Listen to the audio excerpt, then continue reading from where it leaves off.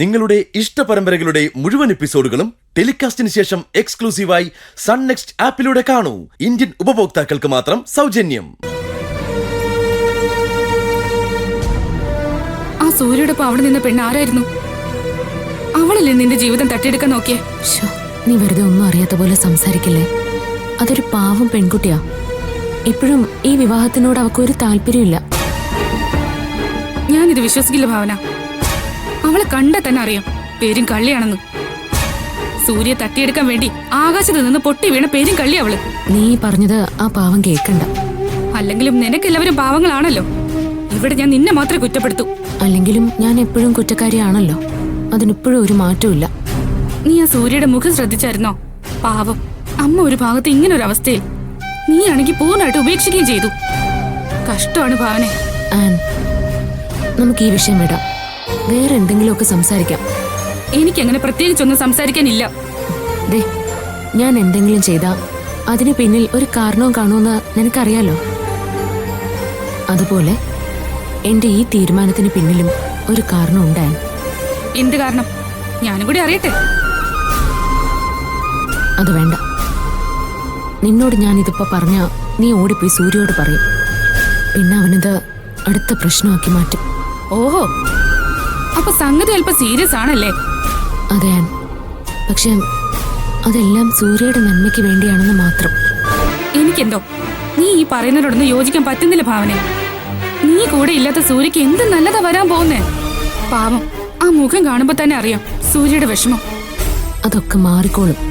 ഇപ്പൊ അവന് എന്റെ കാര്യത്തിലല്ല വിഷമം, ആന്റിയുടെ കാര്യത്തിലാ. എല്ലാം കൊണ്ടും അവനും അങ്കിളും ഇപ്പൊ കൈവിട്ട് നിൽക്കുക. അതറിയാമായിരുന്നിട്ട് നീ അവനെ കൈവിട്ടില്ലേ? അതെ ഭാവന, ആരൊക്കെ കൈവിട്ടാലും നീ അവനോടൊപ്പം കാണുമായിരുന്നു. സത്യം പറഞ്ഞ നിന്നെ ഇങ്ങോട്ട് വിളിപ്പിച്ചതേ നീ ആന്റിയെ വന്ന് കാണണമെന്നുള്ള ഉദ്ദേശത്തോടു കൂടി അല്ല. നീയും സൂര്യയും തമ്മിൽ പരസ്പരം കാണുന്നെങ്കിൽ കാണട്ടെ എന്ന് കരുതിയ. നിന്നോട് പറയാൻ എനിക്ക് ഒരുപാട് കാര്യങ്ങളുണ്ട്, പക്ഷെ ഇപ്പൊ അതിനുള്ള സാഹചര്യമല്ല. അതുകൊണ്ട് മാത്രമാ പറയാത്തത്. നീ എന്ത് പറഞ്ഞാലും സൂര്യയെ കൈവിട്ട് കളഞ്ഞതിന്റെ നഷ്ടം നീ അറിയാൻ പോകുന്നതേ ഉള്ളൂ. ഞാൻ പറയാനുള്ളത് എവിടെയായാലും പറയും. അതിന് നിനക്ക് ഇഷ്ടപ്പെട്ടാലും ഇല്ലെങ്കിലും. അല്ലെങ്കിൽ തന്നെ നീ ഇപ്പൊ സൂര്യയുടെ ആരാ? ഫ്രണ്ടല്ലല്ലോ, ഭാര്യയല്ലേ? നിന്റെ കഴുത്തിൽ ഈ താലി ഉള്ളിടത്തോളം കാലം സൂര്യ നിന്റെ ഭർത്താവ് തന്നെയാ. അല്ലെങ്കിൽ തന്നെ ഞാനിത് ആരോട് പറയുന്നേ? നീ പറഞ്ഞോ. എന്നെ നിനക്ക് എന്തു പറയാനുള്ള അനുവാദം ഞാൻ തന്നിട്ടുണ്ടല്ലോ. അതുകൊണ്ട് നീ പറഞ്ഞു. പോയാലോ നമുക്ക്? ശരി ഏട്ടാ. എന്നാ പറട്ടെ? ശരി ഏട്ടാ, പോട്ടെ. ഞാൻ നിന്നെ വിളിക്കാം.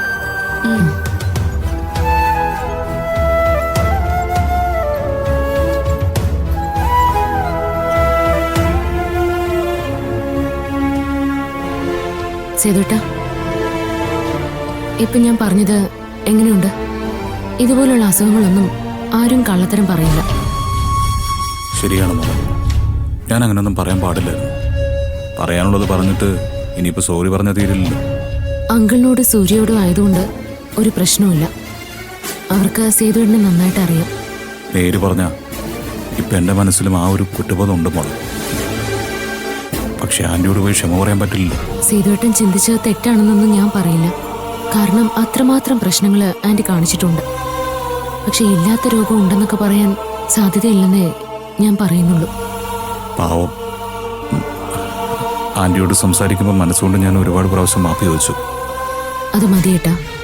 മനസ്സിൽ നന്മയുണ്ടെങ്കിൽ ഇതുപോലെയൊക്കെ ചിന്തിക്കാൻ പറ്റും. സേതുവിനതുണ്ട്. നമ്മൾ കരുതുന്നതിലും സീരിയസ് ആയിട്ടാ ആന്റിയുടെ ഇപ്പോഴത്തെ അവസ്ഥ. പിന്നെ മനോധൈര്യം ഉള്ളതുകൊണ്ട് മാത്രം ആന്റി ഇങ്ങനെ പോസിറ്റീവായിട്ട് നിൽക്കുന്നത്. അതെ മോളെ, പക്ഷെ ഇവിടെ ഞാനൊരു കാര്യം പറഞ്ഞാൽ മോക്ക് ദേഷ്യം വരരുത്. എന്താ? ആന്റിയുടെ ഇന്നത്തെ അവസ്ഥയിൽ മോളെ പോലെ ഒരു മരുമോളൊപ്പം ഉണ്ടെങ്കിൽ അത് നല്ലതല്ലേ? ഒന്നുമല്ലെങ്കിലും മോളൊരു നേഴ്സല്ലേ?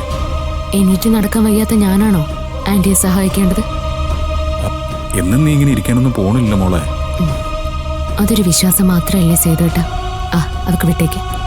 ആ ഒരു വ്യാമോഹമൊന്നും എനിക്കിപ്പോ ഇല്ല. ആന്റിയെ രക്ഷിക്കാൻ വേണ്ടി ഞാൻ എന്ത് ചെയ്യണം? ഇപ്പോഴത്തെ എന്റെ ചിന്താതാ. സൂര്യക്ക് ആൻറ്റിയോടുള്ള സ്നേഹവും ഇഷ്ടവും മറ്റാരെക്കാളും നന്നായിട്ട് എനിക്കറിയാം. അതുകൊണ്ടാണ് എനിക്ക് ഇത്രയും വിഷമം. ഒക്കെ ശരിയാവും മോളെ. നിനക്കുള്ളതുപോലെ ഒരു മനസ്സ് അവർക്കാർക്കും ഇല്ലാതെ പോയല്ലോ എന്നുള്ളൊരു വിഷമം മാത്രമേ എനിക്കുള്ളൂ. സേതുവേട്ടൻ ആരെക്കുറിച്ചാ പറയുന്നത്?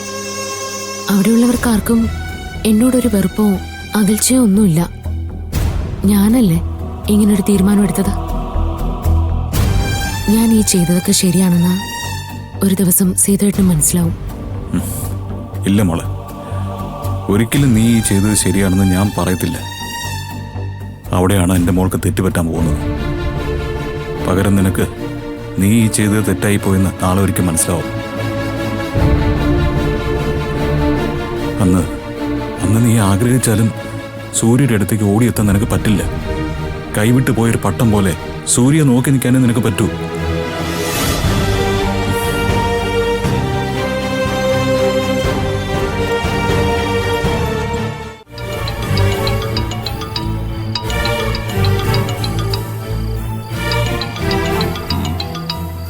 അംബാലികാണല്ലോ. ആ അംബാലികെ. വിജയപത്മൻ നാളെ ചടങ്ങിനുണ്ടാവുമല്ലോ അല്ലേ? ചടങ്ങോ? ഏത് ചടങ്ങ്? അപ്പോ ഭാമയുടെ കുഞ്ഞിന്റെ നൂലുകെട്ടിന് നിങ്ങളെ ആരും വിളിച്ചില്ലേ?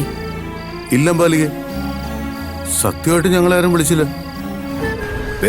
ഇപ്പൊ അംബാലിക പറഞ്ഞു. എന്നാ അത് മോശമായിപ്പോയി. ആ കുടുംബത്തിലെ തലമൂത്ത കാരണവരല്ലേ വിജയപത്മൻ? അതൊക്കെ പരസ്പരം പറയാമെന്നേ ഉള്ളൂ അംബാലികെ. ആ സ്ഥാനമൊന്നും എനിക്ക് ആരും തരുന്നില്ല. എന്നാലേ ഞാനിതാ ആ സ്ഥാനം തരുന്നു. വിജയപത്മനും ജാനകിയും നാളെ അവിടെ ഉണ്ടാവണം. അത് വേണ്ട അംബാലിക. ഞങ്ങളെ വിളിക്കാത്ത സ്ഥിതിക്ക് ഞങ്ങൾ എന്തിനാ വരുന്നേ? വിജയപത്മനെ വിളിക്കുന്നതേ അബിയുടെ അമ്മയാ, അതായത് കുഞ്ഞിന്റെ അച്ഛമ്മ. അപ്പോ നിങ്ങൾ തമ്മിലുള്ള പ്രശ്നങ്ങളൊക്കെ തീർന്നോ? അതെങ്ങനെ തീരും? പറ്റിയ നാളെ എന്തെങ്കിലും ഒരു പ്രശ്നം ഉണ്ടാക്കണം. അതിനും കൂടിയാ നിങ്ങളോട് വരാൻ പറഞ്ഞത്. അങ്ങനെയാണെങ്കിൽ വരാം. ജാനകി എടുത്തുണ്ടോ?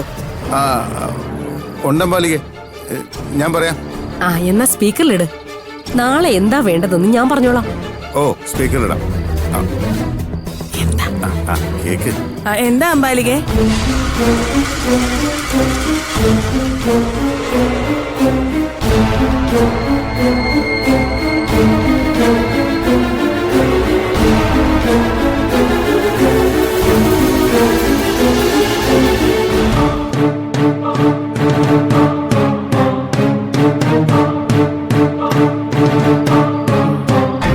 അപ്പൊ നാളെ കാണാം. ഓക്കെ അമ്പാലികെ.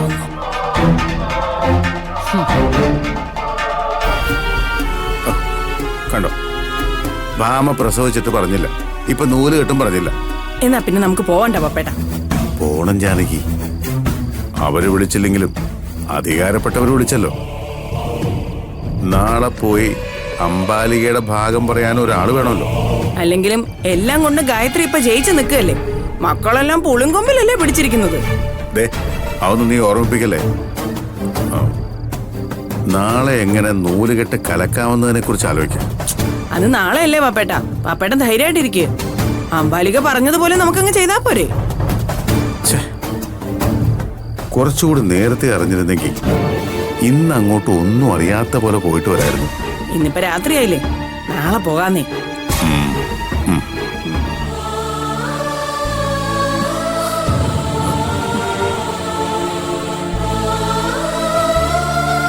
ഇപ്പൊ കഴിക്കാനുള്ള കുടിയെടുക്ക് സൂര്യ.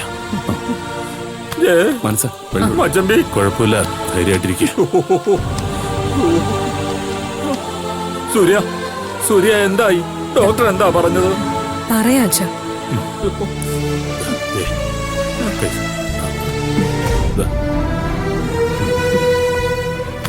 നീ പോയിട്ട് കുറച്ചു നേരം റെസ്റ്റ് എടുക്ക. ക്ഷീണമൊക്കെ ഒന്ന് മാറട്ടെ. സാരമില്ല ദേവേട്ട, ഞാനിവിടെ കുറച്ചു നേരം ഒന്ന് ഇരുന്നോട്ടെ. എന്താടാ, എന്നെ വേറെ ഡോക്ടറെ കാണിച്ചപ്പോ സമാധാനമായോ നിനക്ക്? അതോ ഞാൻ ഇല്ലാത്ത അസുഖം ഉണ്ടെന്ന് പറഞ്ഞു എന്ന് കരുതിയോ? എന്താ ചെയ്ത്? അങ്ങനെ നിന്നോട് ആരെങ്കിലും പറഞ്ഞോ? ഒരു ഡോക്ടറെ കൂടി കാണിക്കണമെന്നല്ലേ ഞങ്ങൾ നിന്നോട് ആവശ്യപ്പെട്ടുള്ളൂ. അപ്പൊ അപ്പൊ ജയക്ക് യഥാർത്ഥത്തിൽ അസുഖം ഉണ്ടായിരുന്നു.